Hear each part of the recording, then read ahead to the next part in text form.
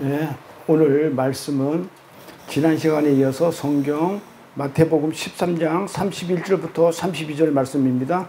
제가 봉독합니다. 또 비유를 베풀어 가라사대 천국은 마치 사람이 자기 밭에 갖다 심은 겨자씨 하나를 같으니 이는 모든 씨보다 작은 것이로되 자란 후에는 나물보다 커서 나무가 되매 공중의 새들이 와서 그 가지에 깃들으니라. 아멘. 오늘 이제 말씀 제목은요, 겨자씨 같은 천국.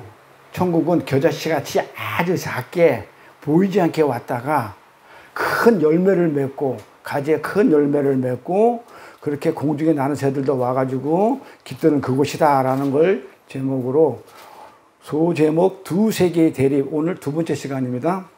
지난 시간에 가인과 아벨의 예를 들어가지고 가인의 세계가 있고 아벨의 세계가 있다고 그랬죠.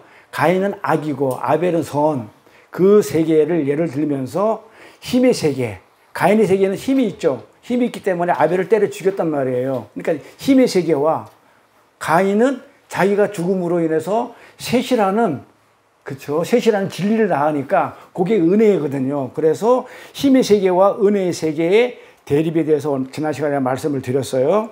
그리고 노아는 그 은혜 속에 있던, 그 은혜의 라인에 있던, 그 진리의 라인에 있던 노아가 속한 은혜의 세계는 은혜를 받지 못한 하나님의 아들이라고 칭하는, 하나님의 아들이 누구라고 그랬죠? 이 세상 왕이라고 그랬죠. 천사도 아니고 셋의 후손도 아닌 이 세상의 왕들, 자기 마음대로 하고 싶어하고 자기가 모든 것을 갖고 싶어하는 그 하나님의 아들이라 칭하며 자기네들의 힘으로 용사가 되어 무엇인지 할 수 있다는 그 세상 왕에 의해 누가, 은혜 안에 있는 노아의 세계에 있는 노아가 조롱당하고 핍박을 받지만 결국에는 마지막에는 반드시 그들은 조롱하고 핍박한 그들은 반드시 심판을 당한다는 것을 알기에 힘의 세계에, 은혜의 세계에 있는 사람들은 힘의 세계에 속하려고 하지를 않는다 그랬어요. 그렇죠? 왜? 믿음으로 아니까.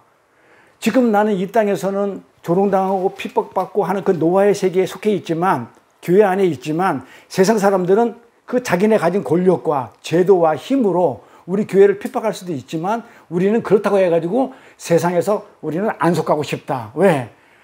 알기 때문에 세상은 불타 없어질 것이고 우리 여기는 영원한 하나님 나라가 이루어질 거기 때문에 우리는 거기에 속해서 내 영광과 내 가치를 챙기지 않는다고 그렇게 말씀을 드렸어요. 그러면서 오늘은 그 확실한 예로, 그러니까 은혜의 세계와 은혜 받지 못한 그 세계를 확실히 구분할 수 있는 한 가지 예로 노아와 노아의 두 아들에 대한 얘기를 오늘 말씀을 드릴 겁니다.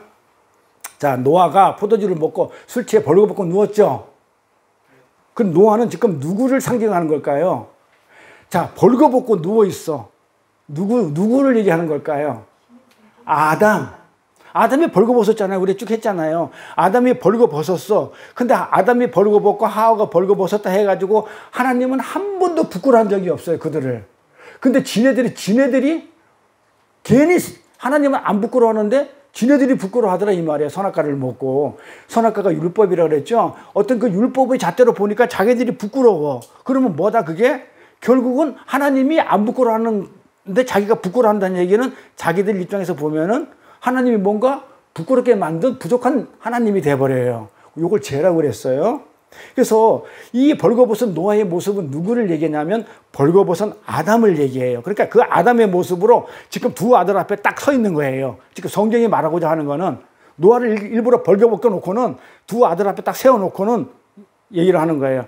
그때 선악과를 따먹고 죄인을 상징하는 함이라는 아들은 어떻게 하냐면 아버지의 부끄러움을, 벌거벗은 아버지의 모습을 보고 자기 선악 구조로 판단을 해요. 이건 부끄러운 것이야. 자기가 판단을 한다. 이건 잘못된 것이야. 이렇게 판단을 해버려요.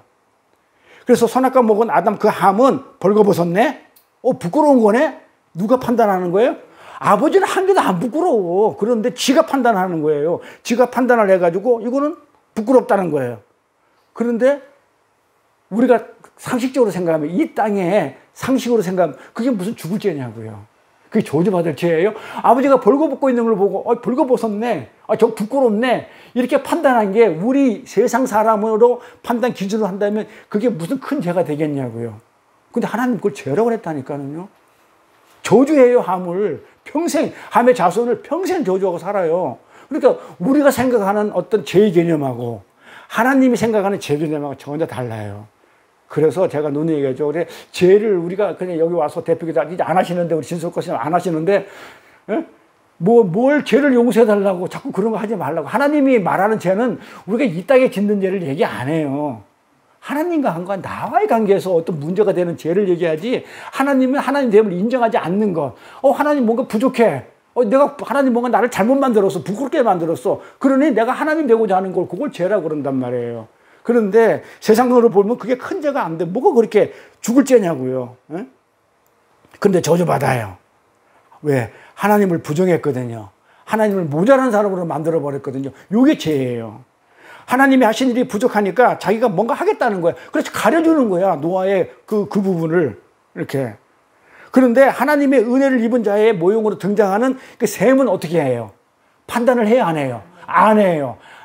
아무것도 안 해요, 판단. 어떤 판단도 유보한 채 그냥 아버지의 부끄러움을 가려버려요. 요걸 선이라고 그래요. 악이다. 이렇게 요걸 가지고 아버지가 벌거벗고 있는 걸 가지고 요건 선이다, 요건 악이다, 요런 판단을 전혀 하지 않아요. 그냥 뭐 합니까? 그냥 가버려요. 물러나요, 뒤로 이렇게. 요게 하나님 은혜예요. 근데 그게 어떻게 하나님 은혜가 되나요? 그게 무슨 하나님 은혜야. 제가 노아가 아버지가 벌거벗고 있는데 그걸 아무 판단도 안 하고 그냥 내가 뒤로 물러가가지고 가버리는 게 그게 하나님 은혜가 맞아요? 그게 무슨 하나님 은혜야? 왜 은혜라고 하는지 아세요? 아니, 내가 판단을 하지 않았기 때문에, 만약에 그 인간이 판단하는 그 율법으로, 정말 율법으로 우리를 그렇게 판단해버리면 우리는 죽어요. 그러니까 그냥 나왔기 때문에 안 죽기 때문에 그게 은혜예요. 이해가죠? 그래서 우리는 하나님이 판단한 것을 갖다가 뒤집어 버려가지고 내가 판단해버리면 죽어요. 그런데 안 해버리니까 살아요. 그래서 그걸 은혜라고 그래요. 그냥 덮는 거예요. 뭘로 덮어요? 은혜로 덮는 거예요. 그게 하나님 나라의 삶의 방식의 원리고. 부끄럽고 벌거벗은 연약한 존재가 누구죠? 노아죠. 노아 자체가 부끄럽고 수치스러운 그런 존재란 말이에요. 그게 아담이란 말이에요. 그 앞에서 지금 어떻게 되냐면 함과 셈이 갈라지죠. 둘로 갈라지는 역사가 있는 거예요. 그래서 우리가 지난 시간에 했잖아요. 우리 성경은 전부 다 처음 창조는 전부 다 갈라지는 역사로 시작해가지고 계시록 해가지고 하나로 통일되는, 하늘과 땅이 하나가 되고, 그 다음에 우리가 바다와 하늘과 바다가 없어지면서 하늘과 육지가 하나가 되고, 우리가 갈라졌던 우리가 가인과 아벨로 갈라졌던 우리가 하나님과 하나 되는, 통일되는, 그걸로 완성된다고 그랬잖아요. 그래서 제가 지금 요한계시록 준비하고 있어요. 하려고. 마음 단단히 먹고 하고 있어요. 재밌어요. 그래서 그렇게 요한계시록을 해서 성경이 완성된다. 이렇게 말씀을 드렸어요. 그래서 그 벌거벗고 수치스러운 노아 앞에 세상이 지금 둘로 갈라지는 모습이에요. 그랬더니 갑자기 노아가 뻘떡 일어나죠. 갑자기 뻘떡 일어나요. 자다 말고 뻘떡 일어나. 내용 보면. 그래가지고 어떻게 판단을 하냐면 저주, 축복 딱 갈라버려요. 전부 다 갈라지는 역사예요. 창세기 역사가. 창세기부터 요한계시록 가기 전까지는. 그래가지고 뻘떡 일어나가지고는 너는 저주, 너는 축복. 그러니까 마치 자작극을 벌이는 것처럼 기다렸다는 듯이 너는 저주, 너는 축복이라 갈라버려요. 그러면 요 그림이 항상 짝이 있다고 그랬죠. 요거 비슷한 그림이 신약 성경에 있을 거 아니에요.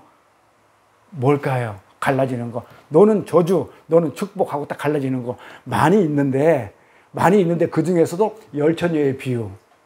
5처녀는 문 안으로 들어가고 5처녀는 버림받아요. 항상 이렇게 갈라져요. 그러니까 요거 비슷한 예가 10처녀의 비유가 있는데 10처녀의 비유 한번 읽어보고 갈게요. 자, 신랑이 더디 오므로 다 졸며 잘세. 자, 빨간 글로 제가 해놨어요. 자, 10명의 처녀가 5명은 졸지 않았기 때문에 천국 갔고 5명은 졸았기 때문에 지옥 갔다. 그 얘기 아니에요. 다 졸았어요. 10명 다 졸았어. 똑같아요. 그러니까 너나 나나 네가 뭐 잘났니 내가 잘났니 할 거 없어. 그래서 은혜예요. 밤중에 소리가 나되 신랑이 왔다. 이러지만 근데 이 처녀들이 다 일어났어. 근데 등을 준비하는데 미련한 자들은 슬기 있는 자들에게 이르되 우리가 등불이 꺼져가니 기름이 없다는 얘기가 조금뿐이 없는 거야. 꺼져가니 너희가 기름을 좀 나눠달라 하거늘 슬기 있는 자들이 대답하여 가로되 우리와 너희의 쓰기에 다 부족하다. 나 쓰기도 부족한데 너까지 쓰게 되면 기름이 다 없어지면 안 되지 않냐. 신랑을 마저 못하지 않냐. 부족할까 하노라. 차라리 파는 자들에게 가서 너희 쓸 것을 사라. 그래서 얘들이 사러 가요.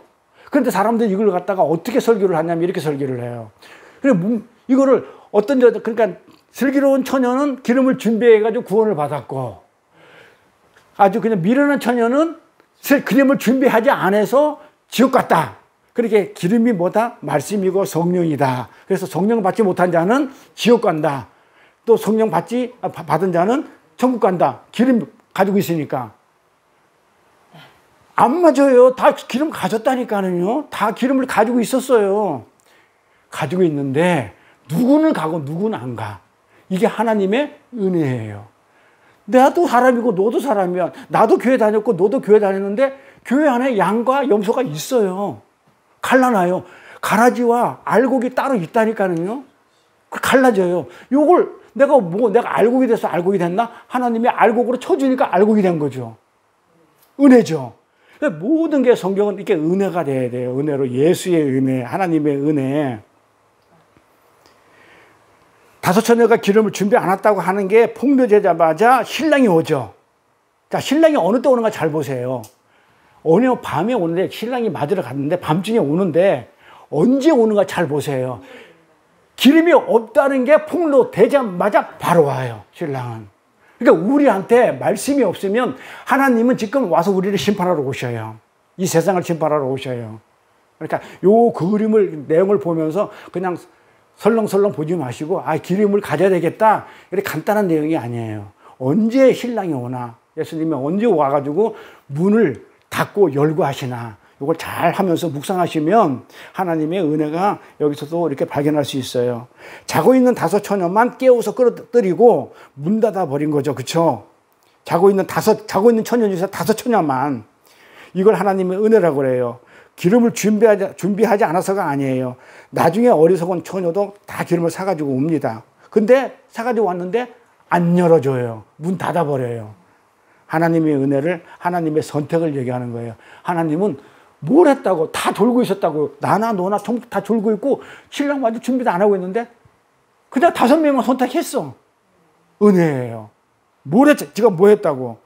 하나님은 그렇게 자신의 선악구지에서 선과 악을 판단하면서 스스로 목표 지점을 다 도달하려고 애쓰는 그 세상 왕들, 세상에 있는 세계와 요걸 인본주의라고 그러죠. 요걸 인간이 할 수 있다는 거, 인본주의. 이게 유대주의고 이게 바리새인들이고 그래요.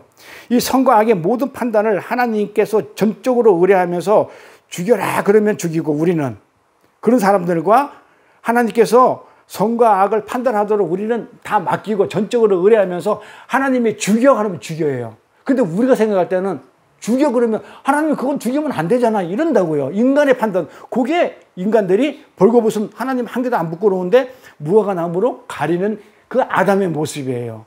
하나님이 죽여 그러죠. 어디 가서 죽여요? 가나안 땅에 가가지고 다 죽여버려.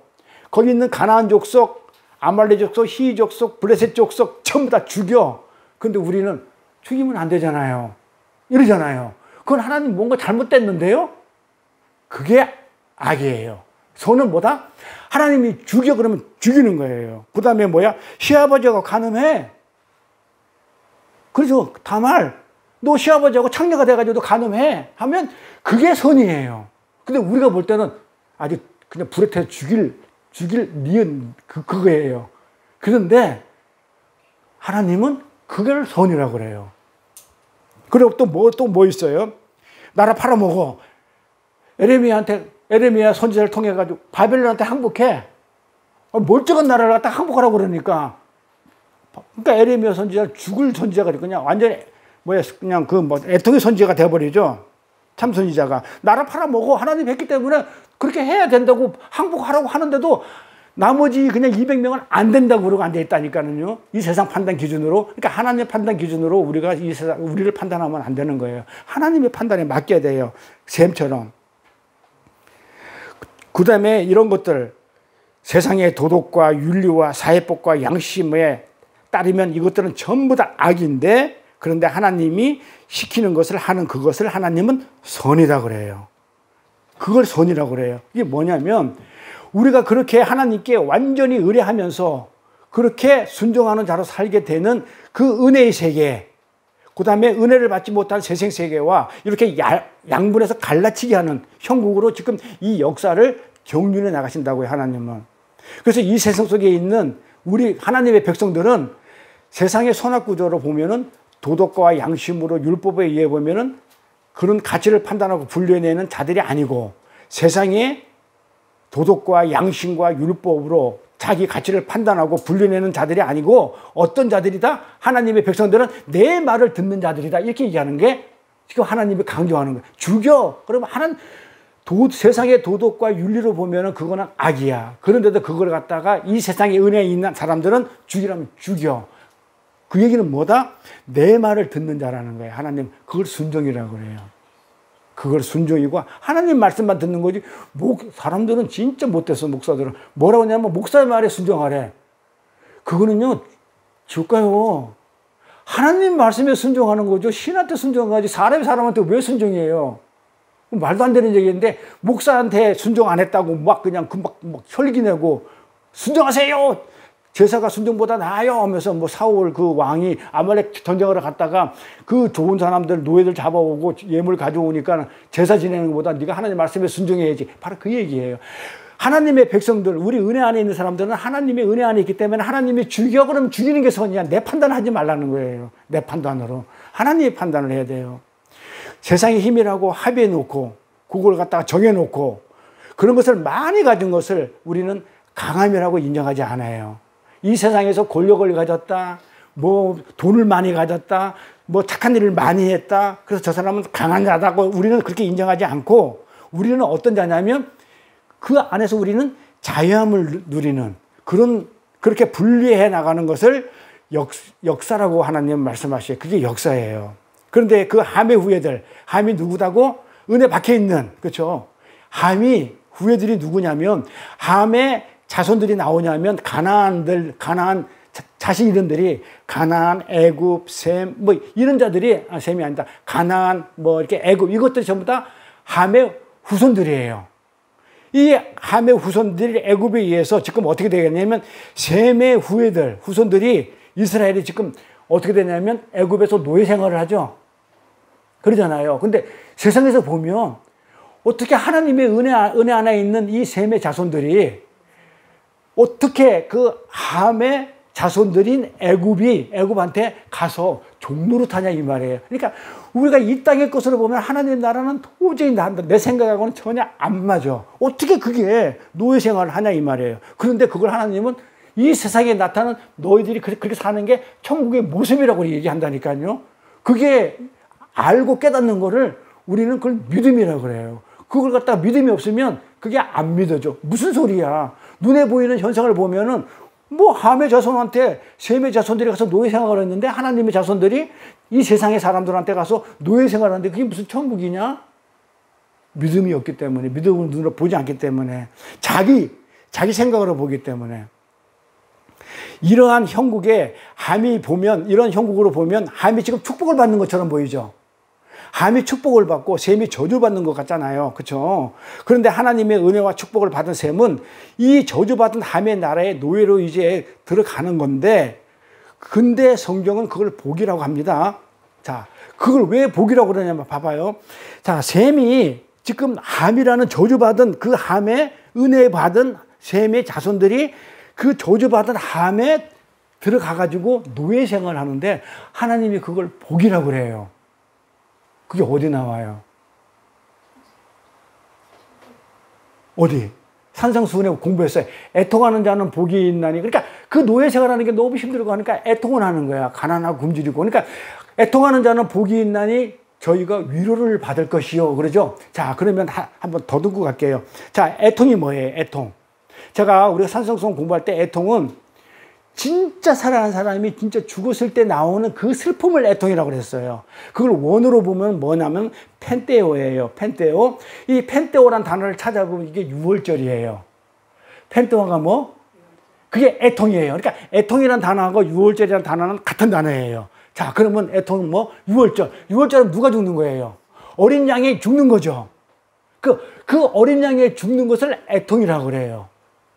그게 애통이야. 그러니까 유월절하고 애통은 같은 단어단 말이에요. 그러면 위로를 받을 것이요 했는데, 그러면 위로가 뭐냔 말이에요. 위로. 위로는 원어로 보면 뭐 달래준다, 뭐 우리한테 뭐 이렇게 해준다. 그게 아니에요. 위로는 뭐다? 파라칼레오라고 그래가지고 초청을 받다 해요. 위로를 하는 게 아니고 초청을 받는 거예요. 뜻이. 자, 그러면 한번 풀어봅시다. 애통한 자는 복이 있나니 저희가 위로를 받을 것이 할 때 애통은 유월절이야. 그러니까 유월절로 초청을 받는 자는 복이 있다. 즉 뭐야? 유월절로 어린 양처럼 죽는 게 복이 있다. 이거예요. 그러니까 산상수훈에서 예수님이 가르친 천국 복음이 그게 그래서 천국이라고 그러니까 그게 복이라고 지금 얘기하는 거예요. 그러니까 함의 세계에 셈이 들어가가지고 고통받는 그게 복이라는 거예요. 애통하는 자는 복이 있나니 유월절에 어린 양처럼 연약하게 와가지고 너희들은 그렇게 세상에 먹혀 죽어야 돼. 그래야 영원히 살아. 죽어야 살 거 아니에요. 죽어야 하나님이 다시 부활생명으로 살려주니까. 안 죽으면 우리 부활생명이 없어요. 그게 복이라는 거예요. 그래서 우리 산상수훈을 전부 다 이렇게 조금씩 하면서 이제 업그레이드 해 나갈 거니까 토요일에 공부하는데 이렇게 좀 신경을 가지면 좋겠고요. 그래서 그렇게 세상 속에서 천국이 하나님의 백성들이 천국을 우리를 얘기하는 거야. 하나님의 백성들이 축복받은 하나님의 백성들이 어떻게 되냐면 저주받는 함의 나라에 그 왕의 세계에 노예로 살게 되지만 결국은 승리를 한다는 거예요. 어떻게 알아요? 승리한다는 거. 믿음으로.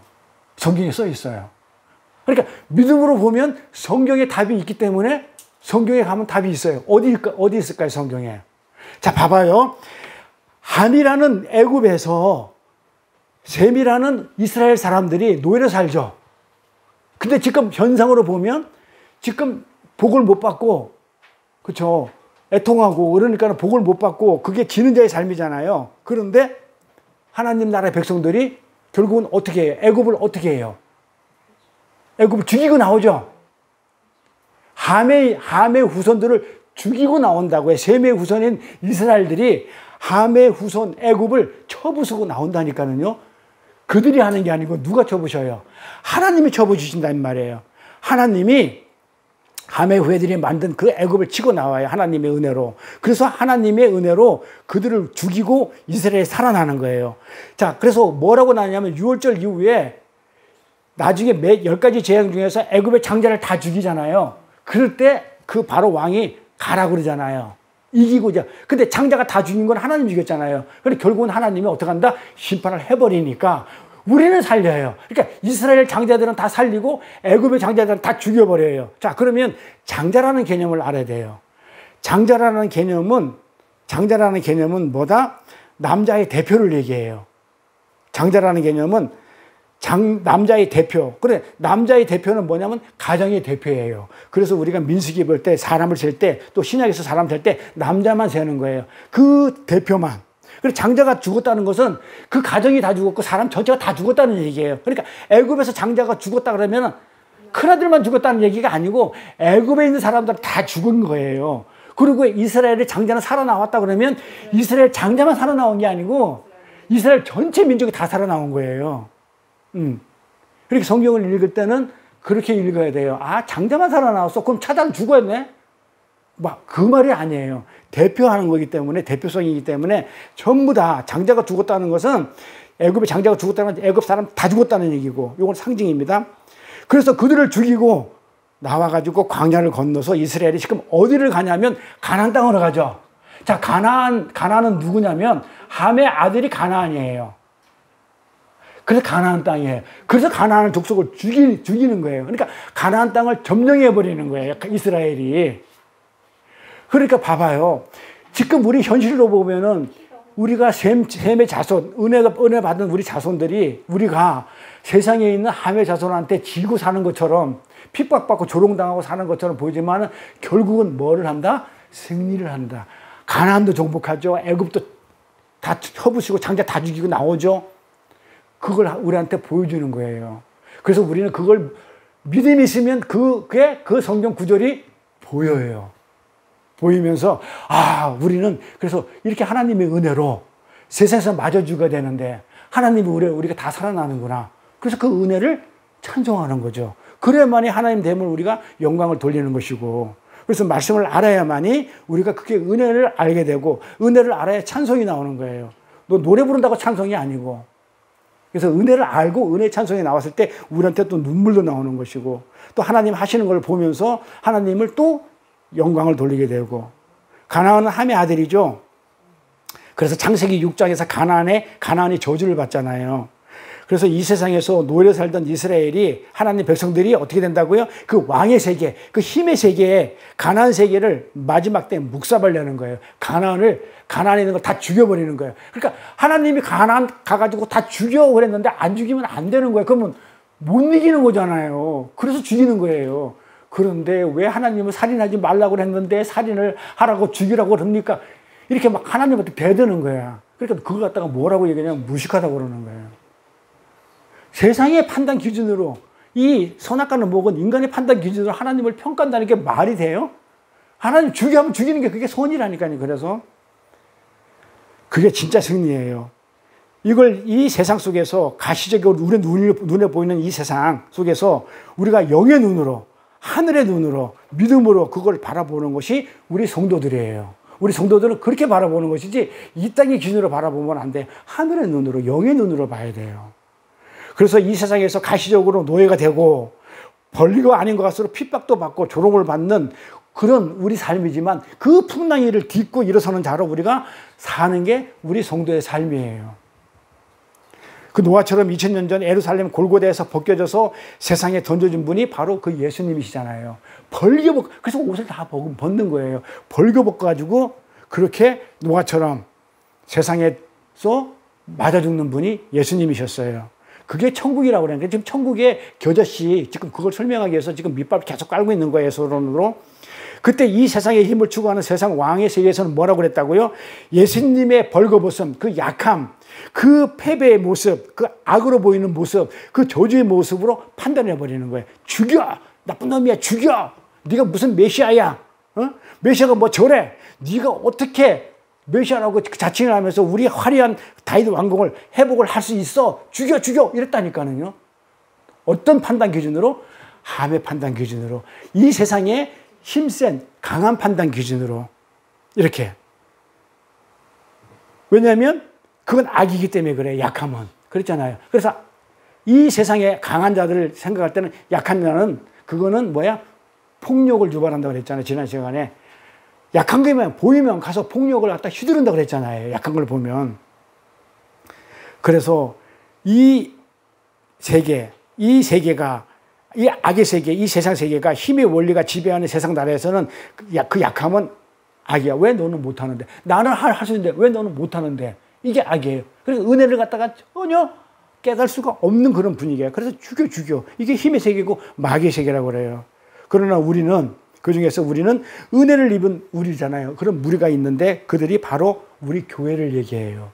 그렇게 맞아 죽는 모습으로 서 있지만 결국은 승리하는 우리 교회의 모습으로 그래서 똑같아요. 어디 가나. 너희는 내가 세상에 보내는데, 양을 세상에 보내는데 이리에 잡혀먹는 것처럼 내가 이렇게 보인다. 잡혀먹어야 된다. 이렇게 얘기하는 게 지금 다 똑같은 얘기예요.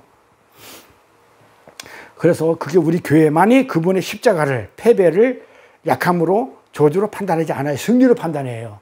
은혜 세계인 사람은 세상에 판단하는 그 십자가를, 우리는 그거를 승리로 판단해요. 패배로 판단 안 하고, 그걸 악함으로 판단 안 해요. 약함으로 판단도 안 하고.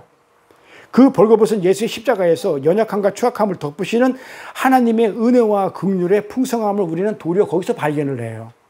세상 사람들은 그 십자가에서 하나님의 은혜라든지 또 영광이라든지 긍휼의 풍성함을 발견하지 못해요. 죽여 폭력을 휘두르지만 우리는 거기서 은혜를 발견해요. 그게 누구였기 때문에 바로 내 자신의 모습이었다는 것을 믿음으로 알기 때문에, 예수님의 십자가를 보면서 저 십자가가 내 십자가였는데, 내가 죽어 그 자리에 서 있어야 될 자리였는데 예수님이 섰구나라고 우리는 뭘 본다고요? 그 은혜를 갖다가 볼 수 있다고요. 뭐로? 믿음으로 믿음으로 알게 되는 거예요. 예수님의 그 벌거벗음과 예수님의 십자가가 절대 실패와 저주가 아니라는 것을 아는 이들은 그 십자가와 벌거벗음으로 초대받게 돼요. 끌어당겨져야 돼요. 그래서 우리가 예수님하고 똑같은 삶을 살아요. 벌거벗겨져서 조롱당하는 사람을 살고 핍박받는 사람을 살아요. 우리만. 근데 그걸 복이라고 그래요. 그러면서 예수님이 나를 따르거든 자기를 부인하고, 자기를 부인하라는 얘기는 뭐다? 벌거벗으라는 얘기예요. 벌거벗고 자기 십자가를 지라는 예수님 말씀이 바로 그 말씀이에요. 나를 부인하는 것은 입은 거 벗으라는 거예요. 네가 입고 있는, 우리 산성수 공부하잖아요. 겉옷 속옷 있을 때 그거 은혜의 겉옷 다 벗어. 벗으라는 거야. 네 옷, 네가 가지고 있는 거 그거 다 벗어. 자기를 부인하는 것은 입은 것 벗으라는 얘기예요. 그래서 성경을 보면 어떤 데는 무섭게 느껴져요. 성도는 세상에 붙들려서 발가벗겨지고 십자가의 삶을 삶으로 해서 세상에 뭐를 드러내기 위해서 그렇게 산다고요? 세상이 악하다. 그래서 예수님이 심판 오실 때 심판의 근거가 되는 거예요. 우리가 같이 구름 타고 오니까 세상의 악함을 폭로하는 우리는 그런 삶을 살게 돼 있어요. 이렇게 세상 왕의 세계는 자신의 강함, 자신의 왕됨, 자신의 신됨을 추구하면서 자기 스스로 판단하고 스스로 의지하고 스스로 노력으로 뭔가를 자기의 어떤 목적점을 향해 달려간단 말이에요. 그래서 그들은 굉장히 강해 보여요. 언제나 이 세상에 보면 승자처럼 보여요. 권력도 졌지, 돈도 있지, 모든 걸 다 가졌기 때문에 선도 행하지, 뭐 다 하니까. 근데 성경은 그것을 세상의 왕의 그 세계를 세상 나라라고 불러요. 세상이라고 불러요. 그 세상 나라의 모형으로 누가 왔냐면 함의 후예들이 만든 애국과 바벨론, 아수르를 지금 성경은 등장시키는 거예요. 그 세상 나라의 모형으로 애국을 멸망시켜 핍박을 해. 노예로.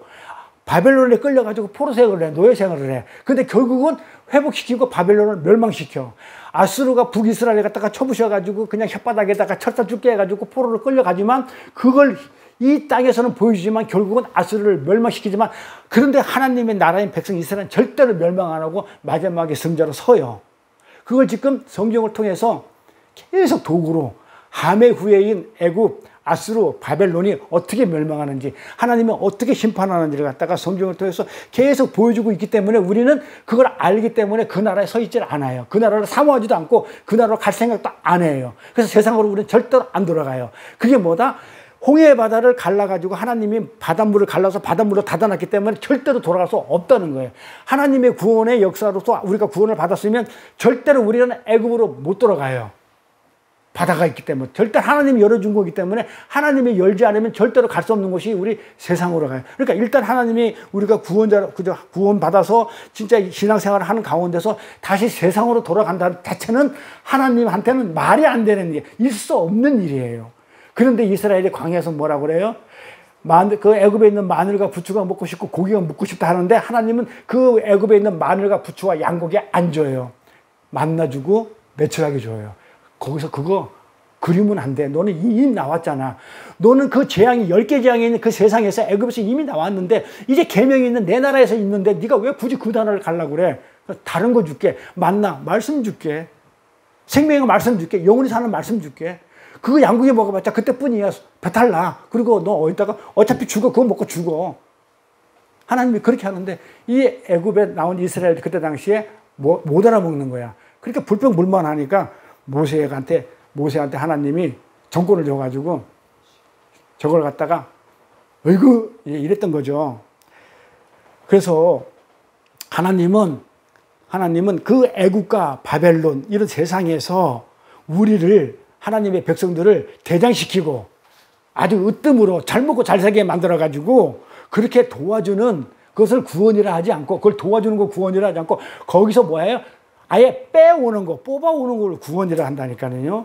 근데 사람들은, 우리 예수 믿는 사람들은 뭐냐면 이 세상에서 내가 대장이 돼야 되겠고 이 세상에 왕이 돼야 되겠고 이 세상에서 내가 권력과 모든 걸 가져서 그걸 통해서 하나님의 영광을, 살아계심을 드러내겠다. 이게 죄예요. 그걸 구원이라고 안 그런다니까요. 거기서 뽑아내는 걸 구원이라고 그래요. 거기서 잘 먹고 잘 살고 대장시키는 게 구원이 아니에요. 그래서 결국 우리 성도가 나와야 하는 그 애굽이나 바벨론이나 아수르 등은요, 에덴에서 쫓겨난 인간들이 열심으로 만들어낸 그 나라예요. 인간들이 만드는, 그러니까 에덴에서 쫓겨나온 인간들이 만든 나라가 애굽이고 아수르고 바벨론이에요. 하나님한테 쫓겨난 나라인데 그걸 왜 거기서 대장한다는 게 말이 되냐고요. 하나님 백성들이. 그래서 그걸 열심으로 구축한 그 나라인데 결국은 그게 누구냐면 나예요. 그게 나야. 그게 나라는 모형이에요. 전부 다 나라는 국가. 하나님 나라에 나와가지고 모든 인간은 하나님 나라에서 쫓겨났잖아요. 근데 쫓겨나니까 뭘 만드냐면 내 나라를 만들어 나가는 거야. 거기서 끄집어내는 거예요. 그걸 자기 부인이라고 그래요. 내가 나의 욕심을 따라서 내 뜻대로 나를 통치하는 건 그게 내 나라잖아요. 거기서 뽑아내는 거라니까요.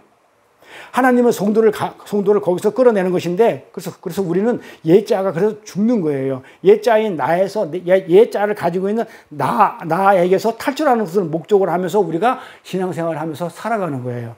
여기서 탈출을 해야 돼. 내 뜻, 내 비전, 내 희망, 내 야망, 그거 다 부정당하고 그 부정당하는 삶을 살게 된다는 뜻이에요. 그게 뽑아내야 되니까. 그게 자기 부인이잖아요. 다 벗겨버리는 거예요. 비전과 야망. 비전과 야망, 소원을 이루는 게 우리 교회가 아니라 그걸 부정당하고 해체당하는 것. 이게 교회라는 거예요, 하나님은. 그게 내 나라니까. 거기서 나와야 된다는 거예요. 하나님을 힘을 이용해가지고 내 나라를 구축하는 것은 아니라는 거예요, 하나님은.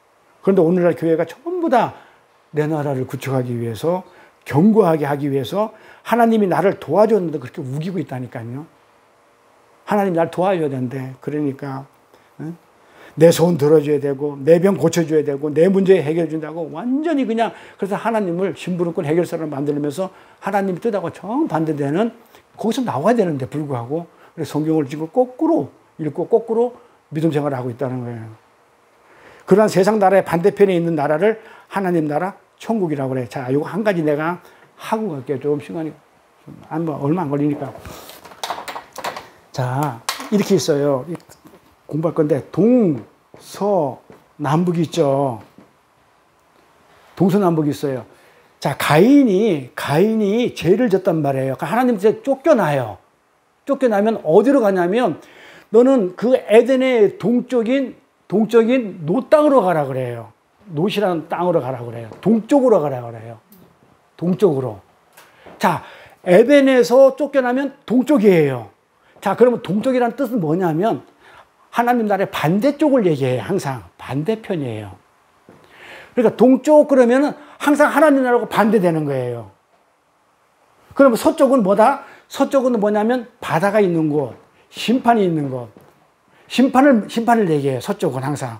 그 다음에 남쪽은 뭐다? 사막, 말씀이 없는 곳, 건조한 곳. 북쪽은 죄, 악, 이걸 얘기를 해요. 그래서 성경을 읽을 때 동쪽으로 가라. 예를 들어서 예수님이 에루살렘에서 감난산으로 갔다 이러면은 감난산이 동쪽에 있단 말이에요.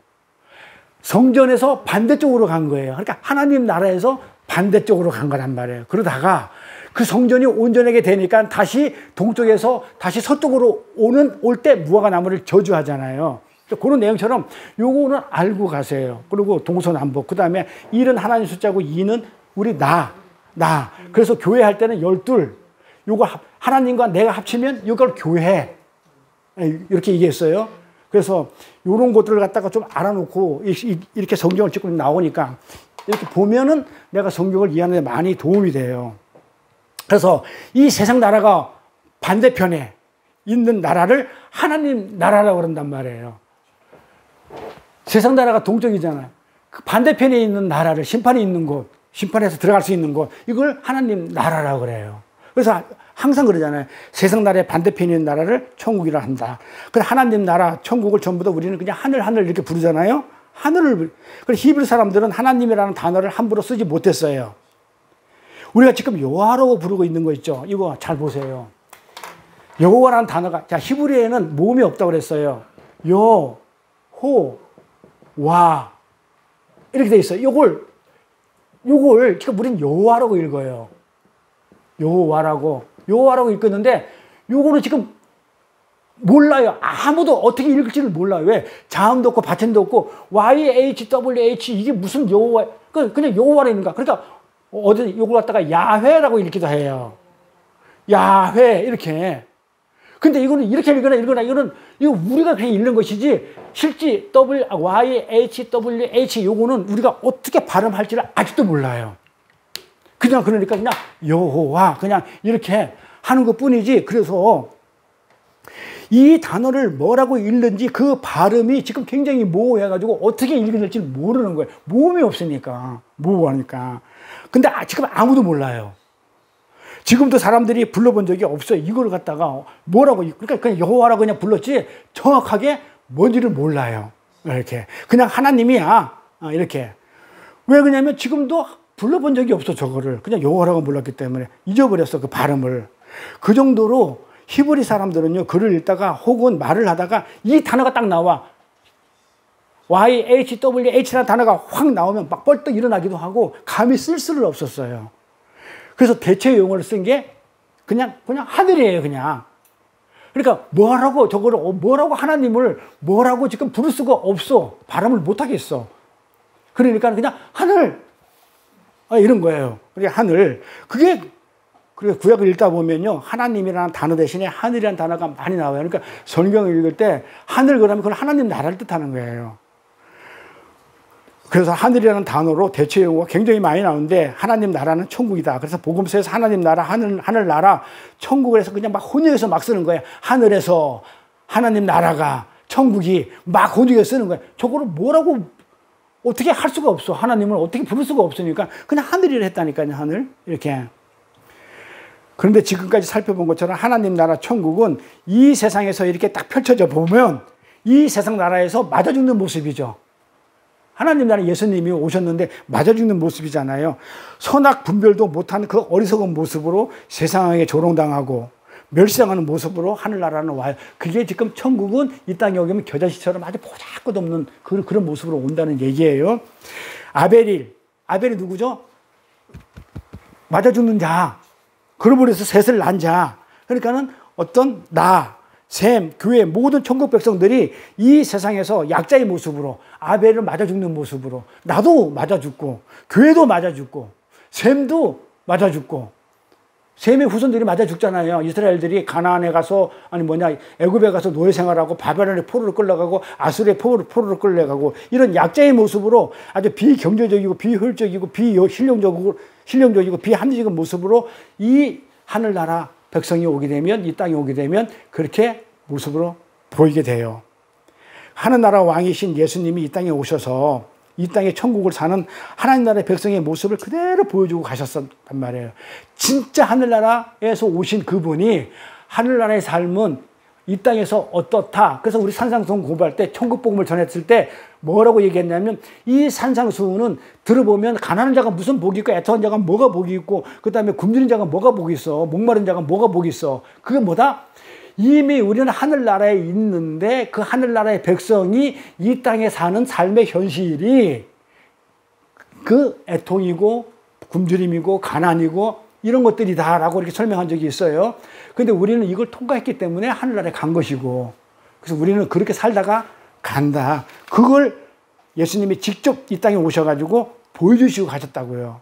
그래서 그분이 결국 순환당하고 멸시당하고 실컷 두드려 맞다가 십자가에서 죽었어요. 이게 진짜 천국 왕의 삶이에요. 천국의 삶이에요. 그러면 그 왕나라에서 살게 되는 하나님 나라의 백성의 삶은 어때야 되나요? 어때 돼요? 똑같아야 되죠. 그 왕나라에 살려고 그러면 똑같이 수모당하고 조롱당하고 맞고 이런 거. 그거를 성경을 이렇게 푸는 거야. 그거를 자기 부인이라고 그러는 거예요. 그걸 벗어. 네 의 내려놔. 그러면서 네 십자가 지고 쫓으라는 뜻이에요.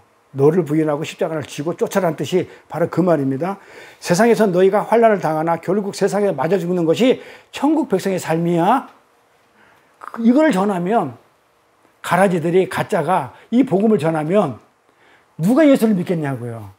안 믿는 거예요.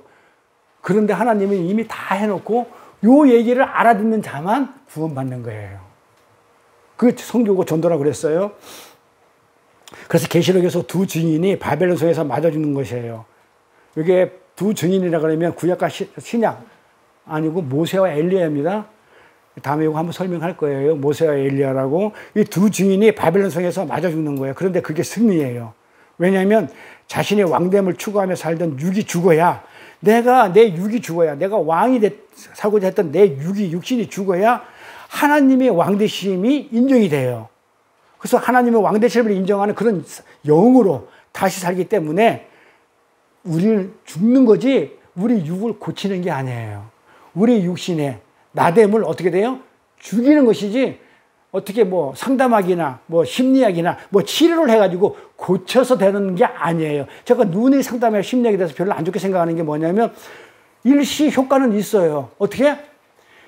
막 그냥 막 분열증 있고 막 그냥 조울증이 막 발가당할 때 어떻게 주사 막 딱 나가지고 안정시키는 효과 있고 그다음에 깔아앉히는 효과 있어요. 근데 근본적인 치료가 되느냐면 안 되는 거예요. 없애야 돼요. 그래서 어떤 육의 치료를 하려고 그러면은 정신적인 것을 암도 정신적으로 이겨내요. 그러면 이 정신병은 어떻게 고쳐야 되냐면 영으로 고쳐야 돼요. 뭐다? 하나님 말씀에 들어가면 그건 다 없어지게 돼 있어요. 그래서 예수님이 귀신을 쫓아낼 때 할 때 죽게 해가지고 귀신아 물러가라 이렇게 안 했어요. 예수님 말씀인 주인공의 말씀인 진리가 가니까 귀신이 쫓겨나는 거예요. 그러니까 귀신 들린 자한테 가가지고 지금 뭐 개거품 물고 뭐 머리에 그냥 무슨 꽃 달고 이걸 귀신 들려 하지 않고 말씀이 없는 자를 귀신 들린 자라고 그래요, 성경은. 그렇기 때문에 말씀이 없는 자한테 가가지고 어떻게 하냐면 말씀이 가니까는 어떻게 돼요? 살아나는 거예요. 어떻게 살아나? 영원히 사는 거예요. 그래서 귀신 들린 자를 쫓아냈다 할 때는 예수님이 말씀으로 하신 거예요. 그러니까 뭐든지 하나님이 그 말씀이니까 예수가 들어오면 귀신은 물러가게 돼 있어요. 그래서 어떤 정신병이 이거는요, 현대의학으로도 못 고쳐요. 잠재우는 것 뿐이에요. 진정기에 놓고 주사 놔가지고 이렇게 하는 거지 근본적인 치료가 안 돼요. 그렇기 때문에 하나님의 말씀으로 영으로 치료하는 거예요. 그래서 그 말씀을 붙들고 하나님 말씀 주세요. 하나님 예수가 내 안에 들어오게끔 하면 그거는 저절로 없어져요. 없어지니까 저는 공부할 때 그런 식으로 공부를 했어요. 그래서 영으로 다시 살게 되는 거. 제가 죽어야 우리가 영으로 살아요. 귀신이 물러나요. 예수님이 우리 죄가 돼가 죽으셨기 때문에 그 죄가 죽어야만이 우리가 영으로 다시 살게 된단 말이에요. 그래서 우리는 죽는 거예요. 고쳐서 되는 게 아니에요. 우리는 죽어야 돼요. 그래서 성도는 자꾸 내가 힘으로 간직하고 있던 것들을 나라는 내 나라의 힘으로 구축하고 있던 것들을 하나님이 어떻게 하냐면 하나씩 뺏기는 거예요. 뺏어가는 거예요. 요걸 신앙생활이라고 그래요. 요거를 성화, 거룩을 이뤄간다고 그래. 하나씩 뺏겨가는 거야. 내가 가지고 있던 내 나라에 구축하고 있던 내 모든 것들을, 내 의를 어떻게 한다? 하나님이 와서 하나씩 뺏어가요. 요걸 천국이 침노한다고 그래요. 근데 나중에 조금 더 설명할게. 그렇게 우리는 이 세상 나라에서 아들 나라로 옮겨지게 됩니다. 요게 골로새서 1장 13절을 한번 보세요. 뭐라고 그랬나? 이 세상 나라에서 우리를 보고 하늘나라로 옮겨진다고 그래요. 그러니까 이 육신의 나라에서 어느 날 영의 나라로. 그러니까 영이 예수가 말씀이 있어야만이 옮겨지는 거예요. 골로새 1장 13절 말씀입니다. 그래서 구원받은 성도는 계속해서 조금씩 죽어가다가 육신의 죽음과 함께 완전히 죽고 그 육신에 젖어 살던 세상 나라의 삶의 원리와 완전히 반대되는 원리로 살게 되는 그 십자가의 삶, 그 십자가의 원리로 살게 되는, 그래서 하나님 나라의 몸으로 다시 살게 되는 거예요. 십자가로. 그게 구원이에요. 그래서 그걸 완성시켜 나가는 게 지금 하나님이 지금 역사하시고 우리를 그렇게 만들어가고 계시는 토기장이셔요. 그래서 천국은 그렇게 이 세상 나라를 천국에 들어옵니다. 천국이 그렇게 하나님이 오셔가지고 내가 가지고 있는 내 나라에 있는 것을 지금 하나씩 뺏고 있잖아요. 그러니까 천국이 우리를 침공해 오잖아요. 잘 들어보세요. 그리고는 이 세상 나라를 박살내가지고 점령을 해버리는데 내 안에 있는 걸 전부 다 박살내가지고 예수로 꽉 차버리면 귀신이고 모든 병마가 다 떠나요. 하늘나라니까 병도 없고 귀신 들린 자도 없고 죽은 자가 없기 때문에 완전히 점령을 해버린단 말이에요. 이 내 나라와 하나님 나라 두 나라가 전쟁을 하고 있는데, 그러면 한 나라를 침공하게 되면 어떻게 돼요? 점령당하면 어떻게 돼요? 죽어야 되잖아요. 그러니까 우리가 멀쩡히 살아있으면 돼요, 안 돼요? 안 되는 거죠. 그렇기 때문에 내가 멀쩡히 살았다는 얘기는 아직까지 내 안에 예수가 있다 없다? 내 나라가 있다는 거예요. 망해야 된단 말이에요. 제가 침공했기 때문에 침공을 시작했으면 망해야 돼. 죽어야 된단 말이에요. 마태복음 11장 12절 갈게요. 12절. 세례 요한 때부터 지금까지 천국은 침노를 당하나니 침노하는 자는 빼앗느니라 그러죠. 이거 잘 보셔야 돼요. 우리는 이거 어떻게 됐냐면 천국을 우리가 침노한다고 그래. 자, 우리가 이 내용을 문자로 풀면 어떻게 된다고요? 우리가 천국을 쳐들어간대. 그래서 이걸 원어를 한번 봐야 돼요. 과연 그게 맞는지. 한글 개혁성경에는 마치 천국이 침노를 당하는 것처럼 보이죠? 우리한테. 세상 나라한테, 우리 육신한테 하늘나라의 영이 뭔다고? 침노를 당하는 것처럼 보이잖아요. 내용으로 보면. 봐봐요. 천국은 침노를 당한다고 그러잖아요. 하늘나라가. 우리한테 뺏긴다고 그러잖아요. 하늘나라가. 침노를 당한다고 그러잖아요. 이렇게. 성경 전체에 그러면은 일관성이 있어요, 없어요? 조금 전에 그랬잖아요. 하나님이 우리한테 와가지고 이 세상에서 젖어 있는 내 육신에 있는 것을 하나씩 다 빼앗는다고 그랬잖아요. 일곱 귀신들도 바로 그 얘기고. 다 빼앗아 가지고 완전한 하나님 나라가 나한테 들어오는 거잖아요. 내가 침략 당하는 거잖아요. 그런데 지금 거꾸로 이렇게 읽히잖아요. 잘 보자고요. 어떻게 그러면 성경의 일관성이 없어져 버려요? 어떻게 천국이 사람에게 침노를 당하냐고요. 안 되죠. 자, 그러면 여기에 쓰인 것은 천국이 침노당한다. 요걸 원어를 찾아보면 알아요. 요게 비아제타이예요. 요거 원어를 헬라로 찾아보면 비아제타이예요. 요거 보다 이태동사라고 그러는데, 이태동사가 뭐냐면, 자, 우리가 수동태가 그 능동태가 있잖아요. 다른 태란 말이에요. 다른 수동태, 다른 능동태. 이게 이런 뜻인데, 요거를 뭐라고 하냐면 헬라어는 디포넌트 동사라고 그러는데, 요게 어디에 있는 문법이냐면 라틴어하고 헬라어만 있어요. 요런 문법이 강조하기 위해서 그런 거예요. 요런 문법 자체가 어디에 있냐면 헬라어만 있는, 요걸 이태동사예요. 자, 이거는 정확히 번역하면 뭐다? 세례 요한 때부터 요거 이태동사는 뭐다? 이태동사는 그 수동태의 모습으로 능동태를 표현하는 거야. 다시 한번요. 요 이태는 수동태의 형식으로 그러니까 능동태를 수동태로 한 거예요. 그러니까 침노한다를 침노당한다라고 이렇게 표하는 그런 동사란 말이에요. 이게 원어를 보면 비아제타이 요 이태 동사라 이렇게 나온단 말이에요. 그거는 뭐다? 능동태가 수동태로 이렇게 표현하는 그 문법이란 말이에요. 이렇게 수동태의 모습으로 능동태를 표현하는 거예요. 그럼 이해가 가겠죠. 그래서 이걸 정확히 번역하면 이렇게 번역하는 거예요. 세례 요한 때부터 천국이 세상 나라를 침노하여 빼앗는다. 이래 되는 거예요. 정확히 번역하면. 뭐가? 세례 요한 때부터 천국이 세상 나라를 침노하는 것이 아니고, 그러잖아요. 수동태식으로 되어 있는데 능동태를 수동태식으로 표현한 것 뿐이지, 실제 내용은 뭐다? 천국이 세상 나라를 뺏는 것이지 우리가 천국이 침도 당하는 게 아니다. 그런 얘기입니다. 그리고 천국이 빼앗은 그것은, 이 내용을 정확히 번역하면 그래. 천국이 빼앗은 그것은 누구 거예요? 천국 거예요. 그 얘기예요, 지금. 천국이 빼앗어. 이 세상 것을 빼앗았어. 빼앗았으면 그건 누구 거야? 점령자 거잖아요. 그 천국 것이라는 그런 얘기예요. 그러니까 뭐가 됐다는 얘기다? 천국은 침도 당하나니, 이게 세상은 천국화 됐다. 천국으로 변해간다. 이런 뜻이에요. 변화된다. 이런 거. 그래서 엄밀히 말해서 천국은 예수님에 의해서 이 땅에 들어왔지만, 천국은 예수님에 의해서 이 땅에 들어왔죠.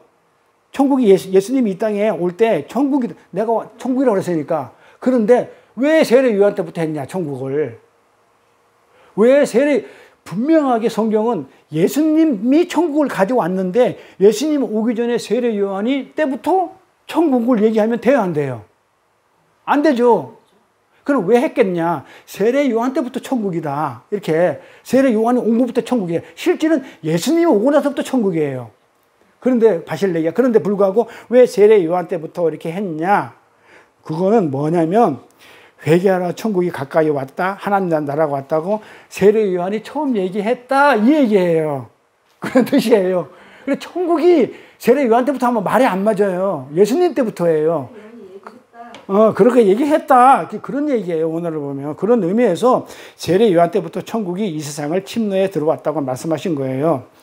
천국이 세상 나라, 즉 애국과 바벨론을 침공한단 말이에요. 세상 나라를 침공해서 그곳에서 빼내올 때, 우리를 세상 나라에서 빼내올 때 세상 나라는 어떻게 되냐고요?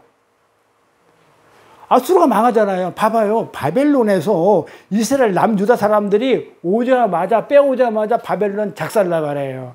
그 다음에 아수르가 나오자마자 작살나버려요.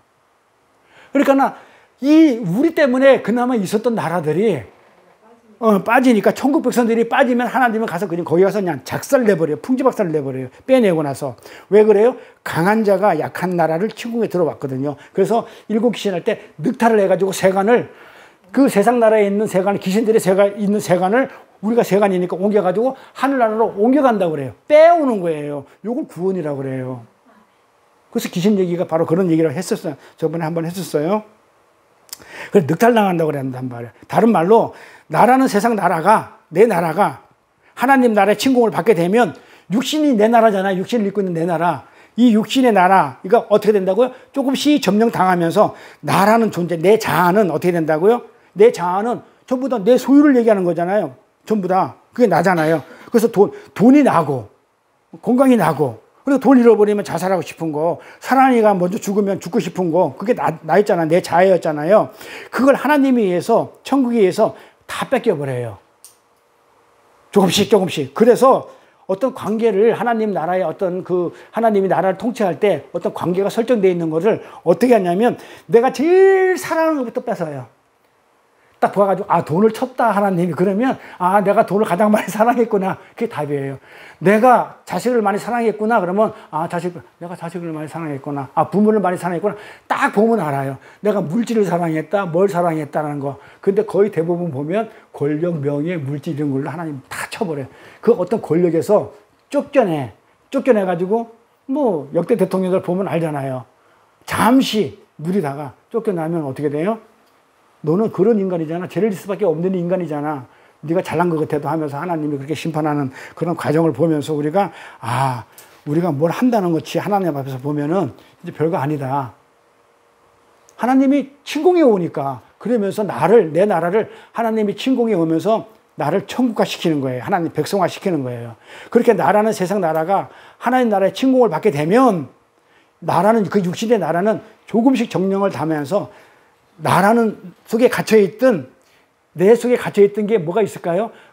하나님이 택했기 때문에 생명이 있단 말이에요.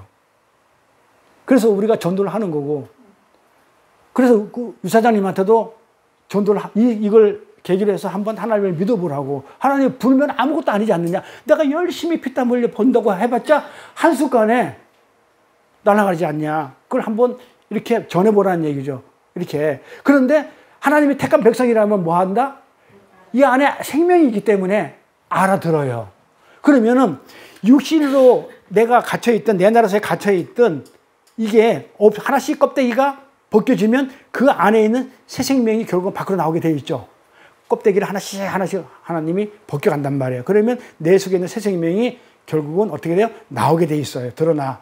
그래서 결국 육으로서의 나는 천국의 침공을 당해가지고 멸절되어 가게 되는 거예요. 껍데기들은.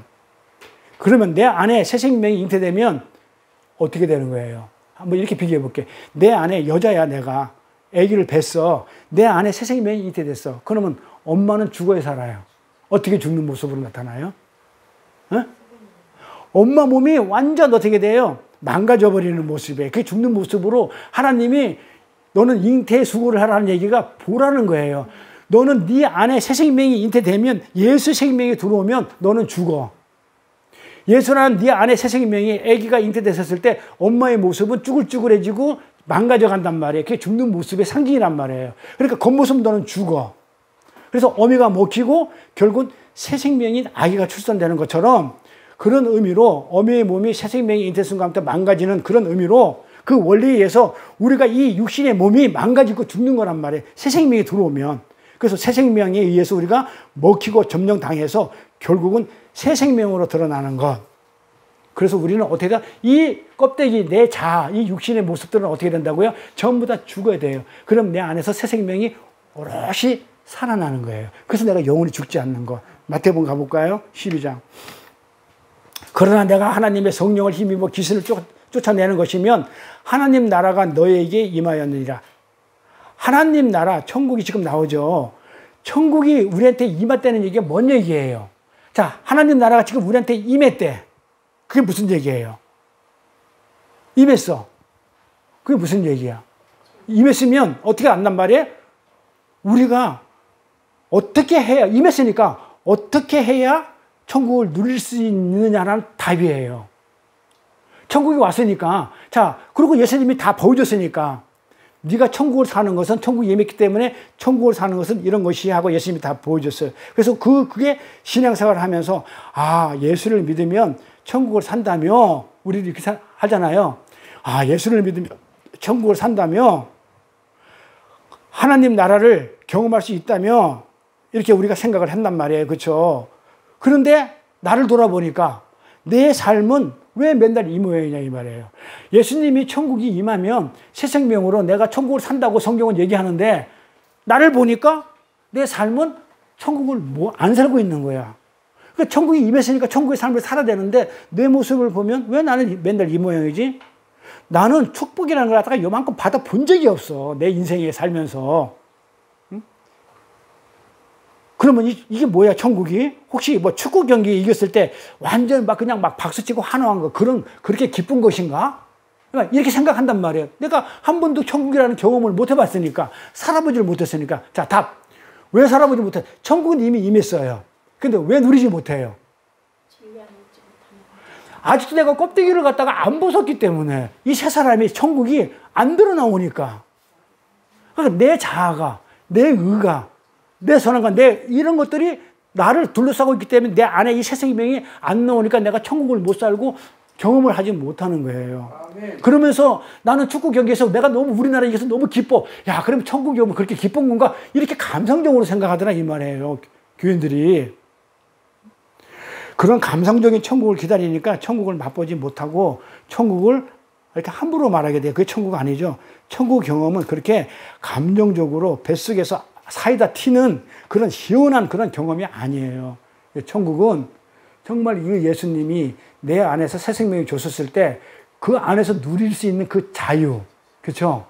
정말 평안함, 샬롬, 이걸 천국의 삶을 살아야 되는데 우리는 이 땅에서 아직도 육신을 입고 있다 보니까는 그 평안함 진리 가운데 있지 않고 맨날 근심 걱정 안 그러면 어떻게 하면 이게 이 땅에 어떤 문제를 해결하고 살까 하면서 이러다 보니까는 뭐 맛은 보는데 감성적으로 보는 어떤 그런 경향이 있지 않나. 그래서 다음 시간에는 이 천국에 대해서 자세히 말씀을 드릴게요. 기도하겠습니다. 자비와 은혜가 풍성하신 하나님 아버지, 거룩하신 성의를 맞아 하나님께 예배하며 찬양하게 하심을 감사합니다. 세상 나라의 모형으로 함의 후예들이 만든 애국과 바벨론, 아세르 등을 등장시켜서 당신의 백성들을 그 속에서 뽑아내는 것을 구원으로 말씀하시면서 우리가 나와야 하는 애굽이나 바벨론이나 아수르 등은 에덴에서 쫓겨난 우리들이 열심히 굳히게 하는 나라는 나라의 모형임을 알게 하시고 나의 욕심을 따라 내 뜻대로 나를 통치하는 내 나라에서 끌어내는 그 옛자인 나에게서 탈출하여 하나님 나라 천국을 살 수 있는 저희들이 되게 하심을 감사드립니다. 이제부터 내 뜻, 내 비전, 내 희망, 내 야망 등을 부인하는 삶을 통해 예수 십자가를 나도 지고 또 하늘나라로 옮겨져 하나님만 찬양하는 저희들로 축복하여 주옵소서. 감사드리며 거룩하신 우리 주 예수 그리스도 이름 받들어 기도드렸사옵나이다. 아멘.